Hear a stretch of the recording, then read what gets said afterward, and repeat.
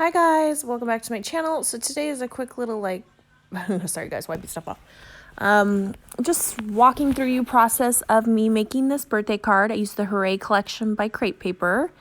That's what this rainbow piece is. And then I also used this stamp set. It says it's your birthday, and I lined that up on my stamping block already. And then I also went ahead and used these new dies. These are from Andy's store. There's two different sizes, a taller, skinnier one, and then the shorter, stout one. And it does come with the background layering piece like so. Then because this die is very intricate, I used my Xyron machine to make it the top piece a sticker because it has all those little cuts and rivets in it. So here are the two die cut pieces put together. I used the Hooray paper as well for these little guys right here. And I did get some inspiration from Pinterest, like a birthday card. This is for a challenge, so they're gonna go on the top. But first off, I did go ahead and do two double layers of that wonky stitch in gold. And the presents are gonna be layered on top of each other like this. One popped up on dimensional tape. But before I go ahead and put this piece on my card base, I'm going to go ahead and stamp it because I know I am embossing, and when you emboss, it does tend to warp the paper. So here's my little stamping block with the stamp already lined up, but I am going to use this anti-static cling thingy first so the embossing powder doesn't stick anywhere else but on the actual embossing ink. I'm using Versamark, my go-to for embossing. I've tried others, but this is definitely my favorite. It is clear, so you can't really see what you're doing. And then right here, I'm just trying to line it up. I do just have this little block. I do need a stamping platform because this is ridiculous. I'm just trying to guess and line it up. Hope all goes well.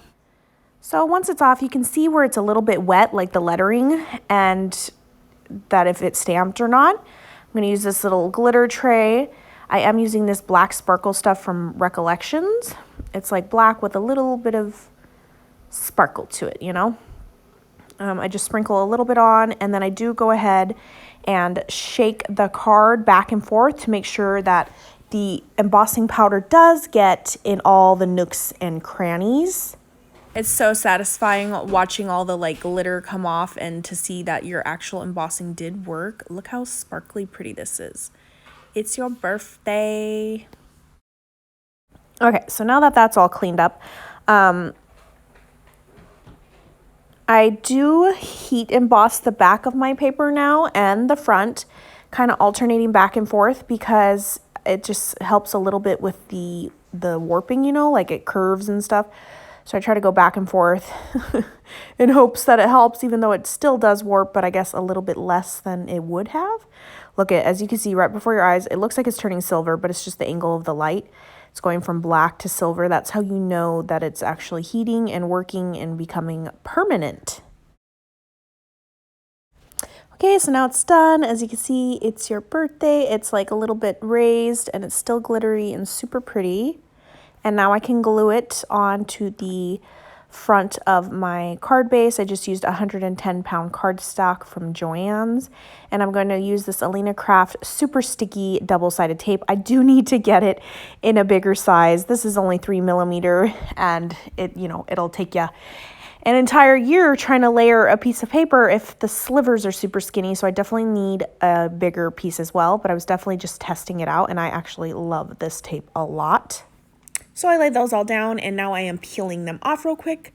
I am going ahead with my reptile glue around the edges just to give it that extra oomph of staying, and I did use thread, so I wanted it to adhere super good and make sure it wasn't going anywhere. So I'm just laying it on top of my card base. So I'm just pushing it on to adhere all of the pieces, and then I'm going through with my bone folder so it gets all the nooks and crannies of the glue and of the tape. So here's the card, super cute, just like that. Then I'm going to do the inside with a piece of Hooray paper as well. I've already stitched it, so I'm going to tape that up real quick and then place it on the inside. And of course, I hate working with tape sometimes because I laid it down, but I should have moved it more to the left, but it was too late. It was already adhering, I ain't coming off, so I just laid it down. So there's the outside. So here are the little present die cuts that I did. I'm going to layer them somewhat like this somewhere on top of each other. So now I need to put sticky stuff on the back of these.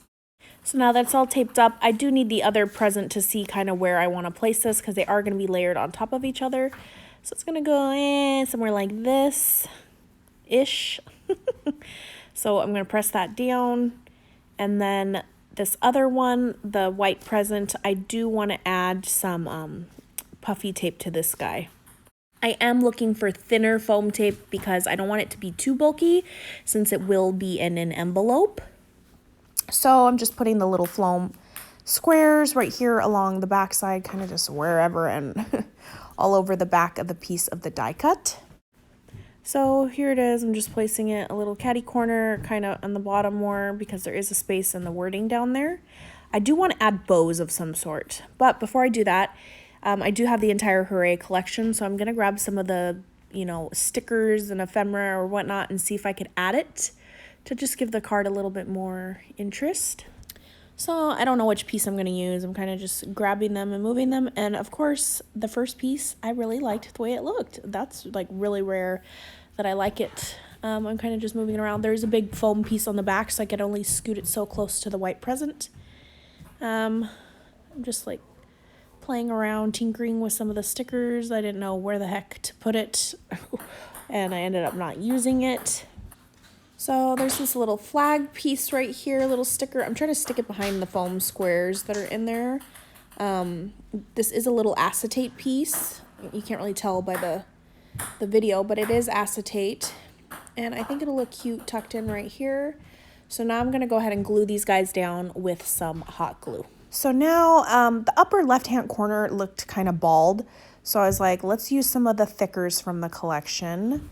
And I'm going to use these star-shaped ones to fill in that blank space that's in the upper left-hand corner. Just, mama one, baby one. And then to make it cohesive, down here in this corner.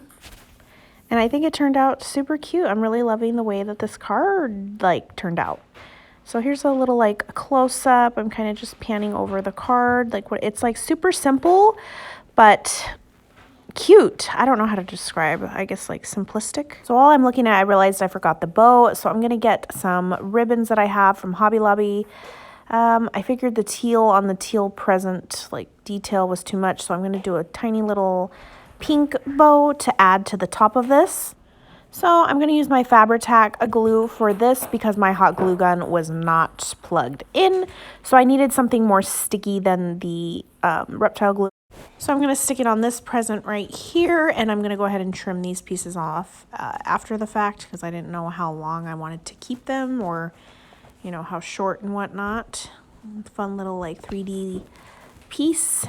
So now I'm staring at it, and I like it. I love the way that it turned out. But, of course, when I stopped filming, I was like, you know what? It's missing something. So here's a little snippet. Ta-da! The lighting's different too. Whoops. I added little sequins, just clearish pink sequins, and I think it finalized the card.